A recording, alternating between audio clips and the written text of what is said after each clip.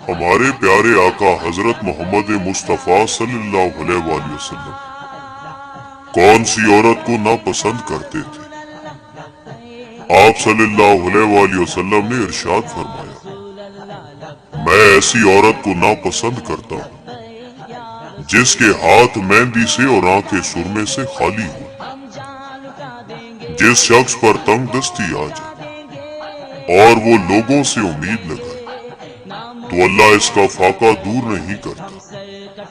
اور جو اللہ سے رجوع کر لے اللہ جلد اسے غنی کر دے گا۔ رسول اللہ صلی اللہ علیہ وآلہ وسلم نے ارشاد فرمایا، بعض اوقات انسان ایسی بات کہہ جاتا ہے جس کے نقصان کو نہیں سمجھتا، اور اس بات کی وجہ سے وہ جہنم میں اتنی دور جا گرتا ہے جتنی دوری مشرق اور مغرب کی ہے۔ اپنے رب تعالیٰ سے ڈرو، اپنی پانچوں نمازیں ادا کرو، اپنے رمضان کے روزے رکھو، اپنے مالوں کی زکوٰۃ ادا کرو اور اپنے حاکموں کی اطاعت کرو، تم اپنے رب کی جنت میں داخل ہو جاؤ گے۔